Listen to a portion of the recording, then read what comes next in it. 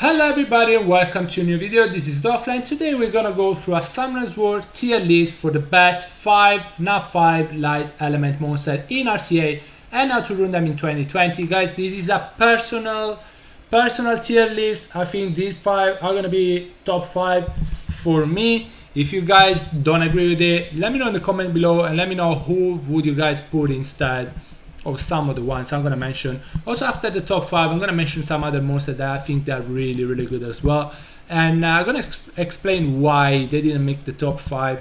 But yeah, let's get into it straight away. I think top 5, number 5 in the top 5 tier list is Nyjah. She is a beast rider. Pretty much all the beast riders are really good. They have 2 lives, they strip, they do a lot of damage, and they have 2 lives. They have high base speed. Her base stats are really good as well. So especially Nyjah, her base HP is pretty decent. Her base attack is pretty good. Base defense is not even that bad. Base speed is 108. So she's really good. Why did I put her in top 5? Her passive. Well, she has 2 passive. First passive, whenever she gets to 0 HP on the beast, she dismounts beast, so she gets another life. Second passive though is really good because she increased 35% of her attack speed and is up to 5 times. Obviously when she gets a turn that resets, but she becomes so fast. Every time an enemy gets a turn, she's gonna get 35% extra speed.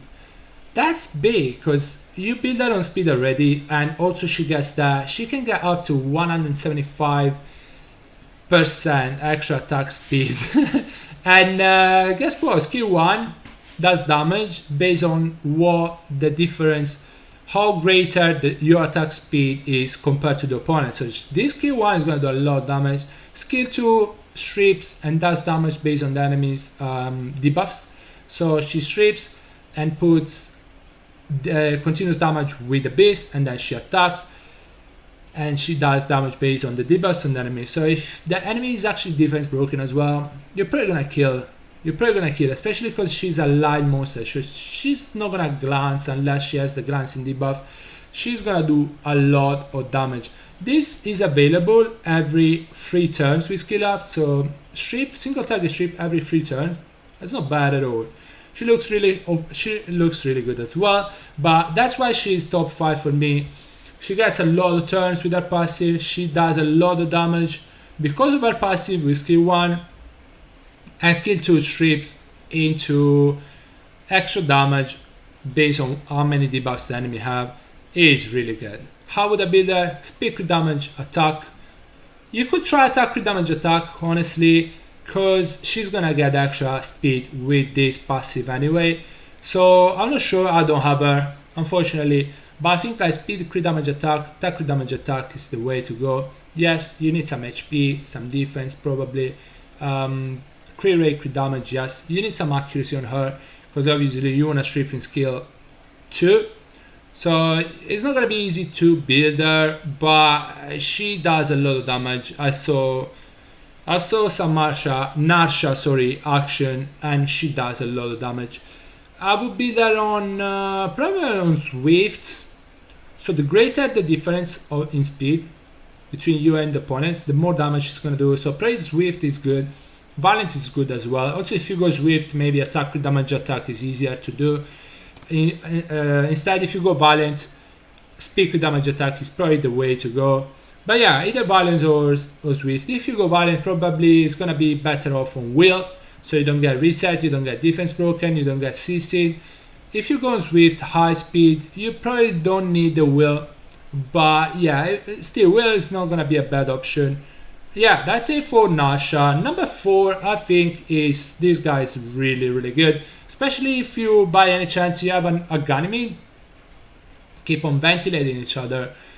Oberon is amazing. He has the nuke.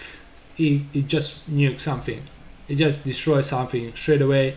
He doesn't glance because he's a light monster. Again, if he has glance debuff, he might, but otherwise he is not gonna glance ever.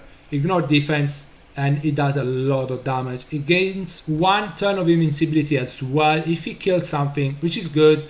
Self-sustain. He has the ventilate, which makes him even better every 3 turns, like Ganymede.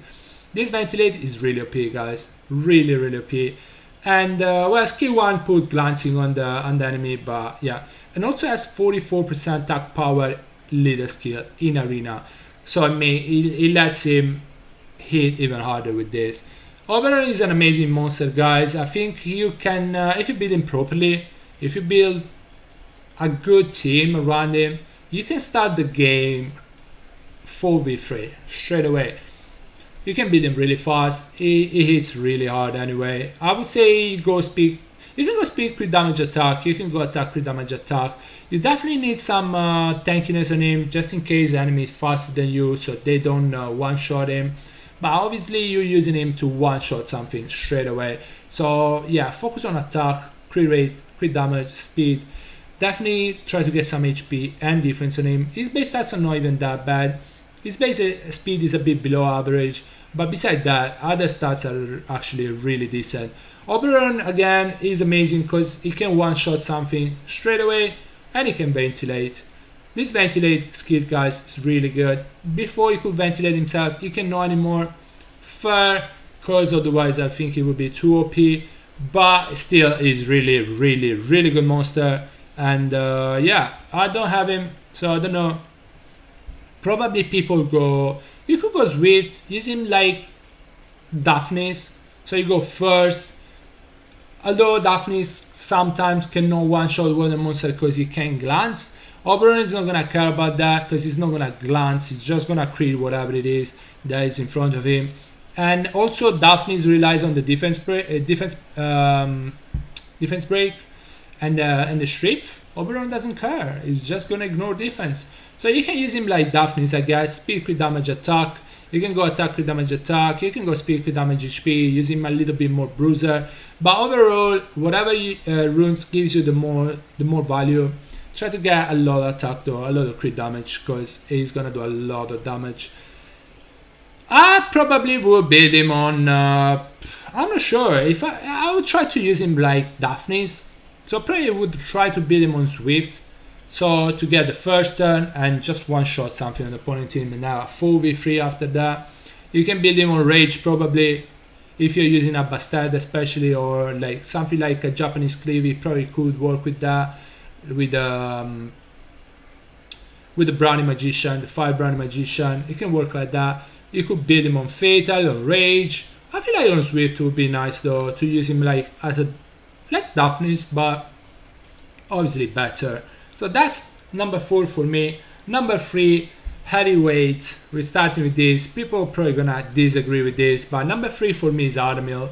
Artamil is a beast. He heals, he strips all the time, he stuns, he does a lot of damage, he gets attack bar every time enemy crit. Like, it's crazy because also everything crit whenever they see an Artamil in the opponent team. Everything start critting, like when they see the Mio, right? Base stats, yeah, base speed is a bit low. Base defense is pretty good. Base HP is pretty good as well. His base stats are pretty good. Guys, Artamil doesn't need to be fast, super fast, sorry. I don't mean to build him with 0 speed, but he doesn't need to have too much speed because his passive is gonna give him attack bar anyway, so it doesn't need to be super fast. I would build him defense crit damage defense probably. HP crit damage defense might be a way, just in case they try to bomb you, so with the high HP you probably won't die, especially because his passive give him extra defense anyway.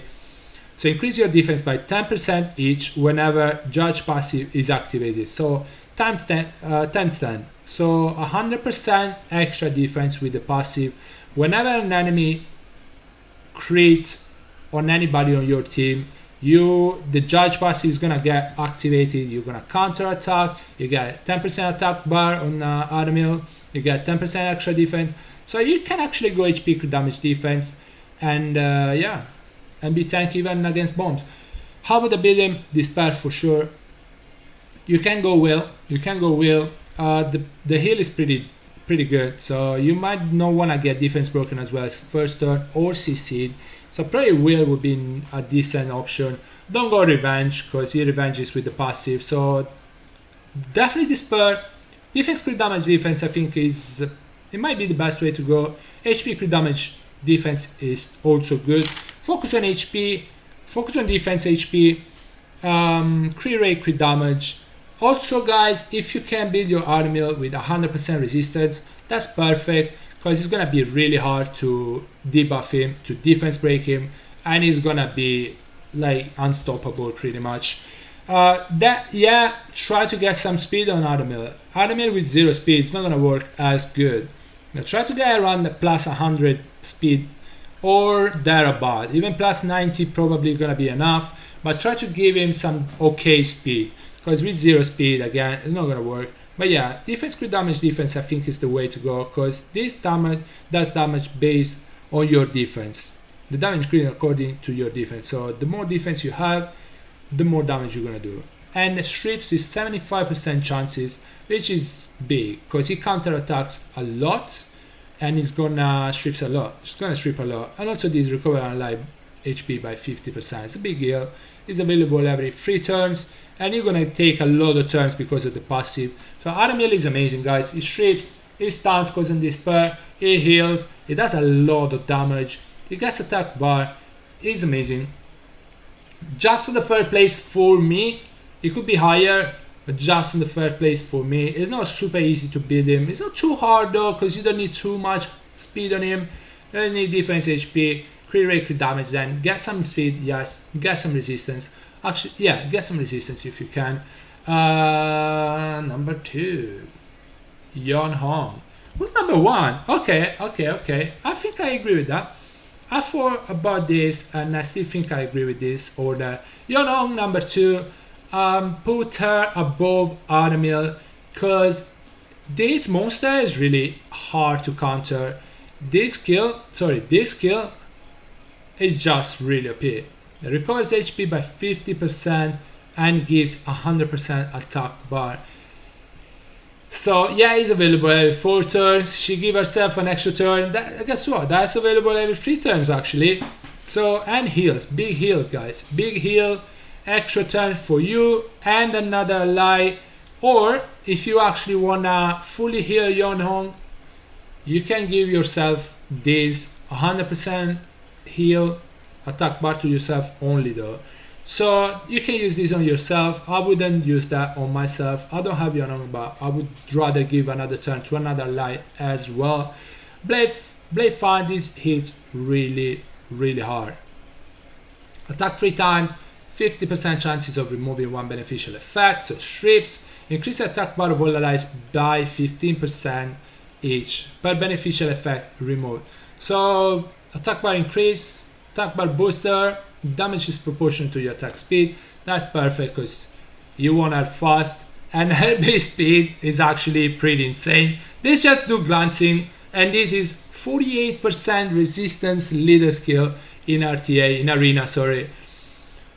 Yeonhong guys, she's a beast. She's a beast. I think is one of my most wanted light NAF 5 monster. She's amazing.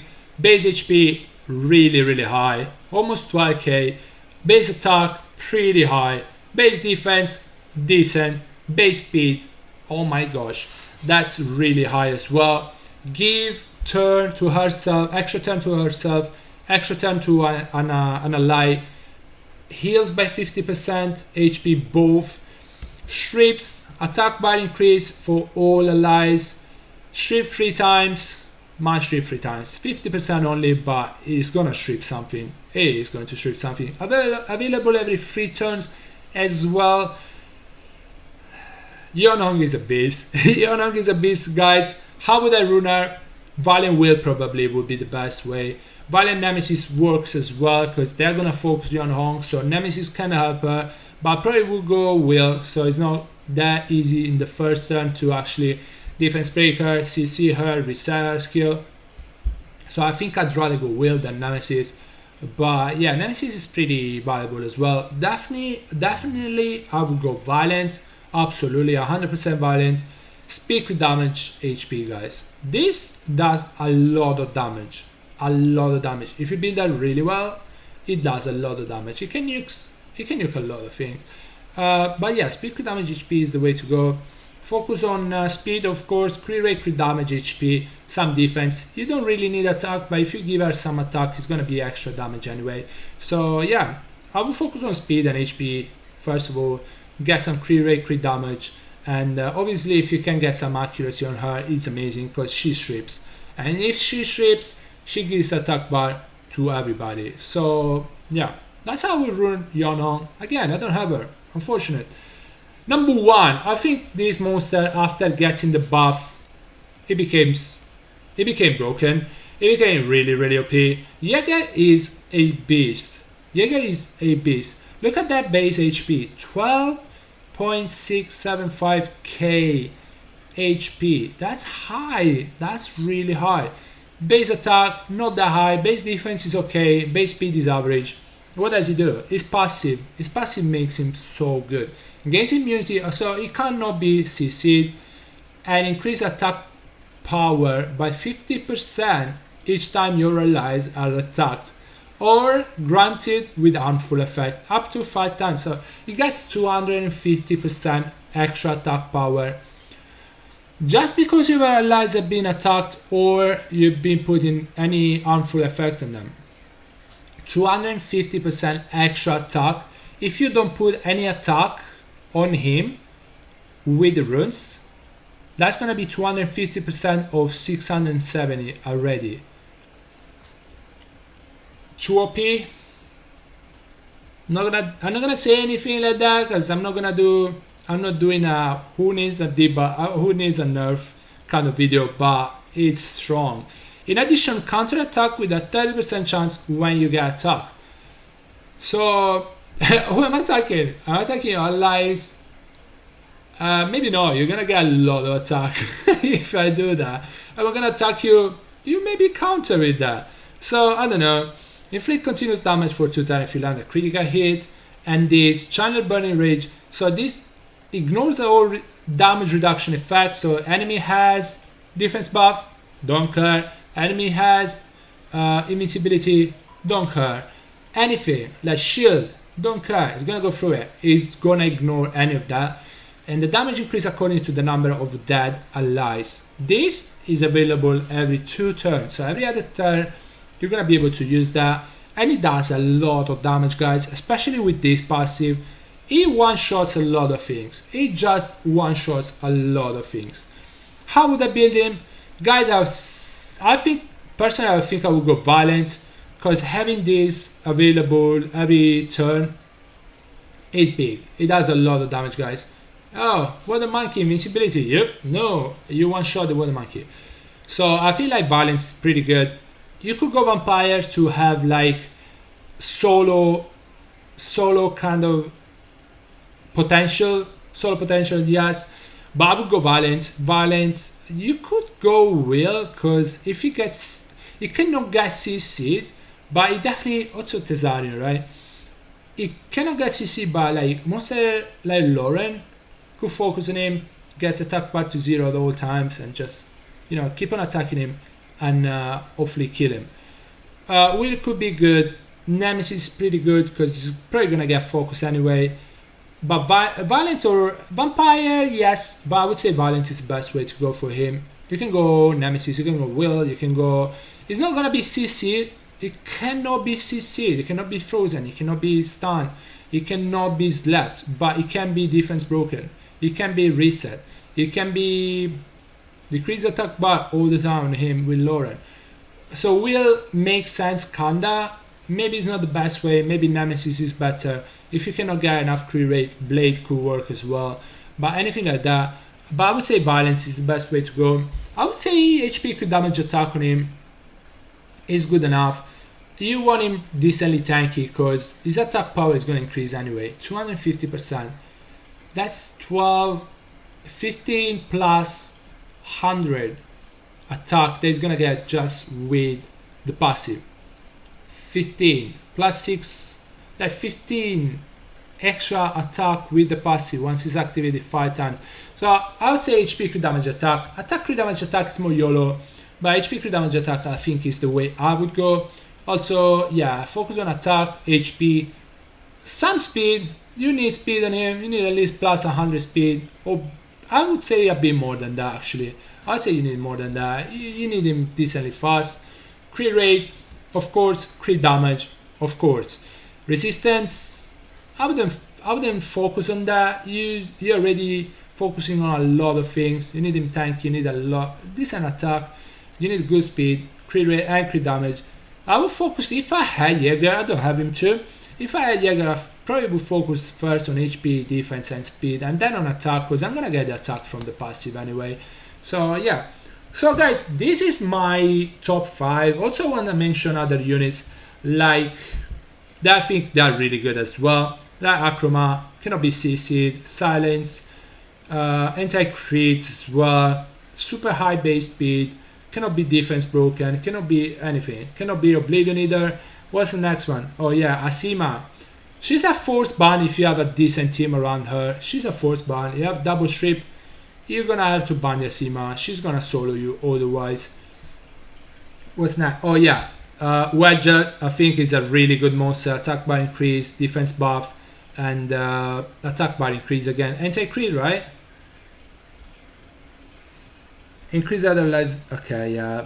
Defense over lies and decrease the chance of that. Yeah, anti-crit buff and defense buff, and also increase attack bar by the amount of buffs you have on your monsters. That's really good. Speed leader skill as well. That's amazing. So Wedget is another one. Tian is actually really good still. Anti-increase attack bar monsters.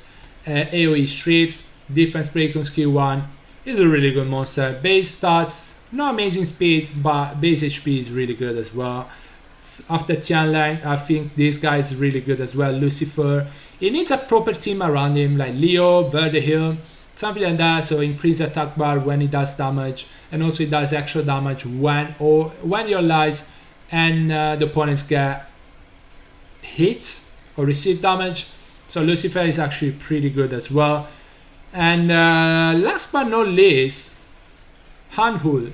I think he's really good, guys. I didn't mention him in the top 5 because he's just a new monster and people haven't tested him enough yet. I know he's pretty OP. He looks pretty OP, but also he's even more OP now because we haven't fought against this guy, against this monster as much yet. So I think once we get to see him more, we're gonna understand how to counter him. So I didn't put him in the top 5 just because he's a new monster, but the Light Arm Master is really good. He has this ceiling mechanic now.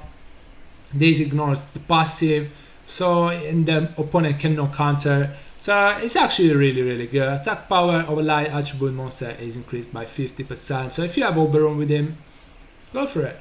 Guys, this is gonna be the top 5 and some honorable mention. Next episode is gonna be about the dark monster as well. Don't forget to let me know in the comment below if you agree with my top 5 or if you would have put some other monster instead.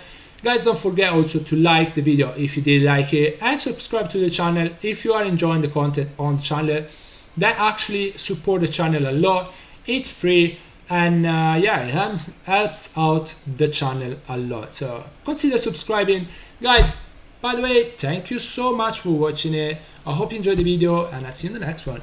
Bye bye everybody, take care guys, stay safe.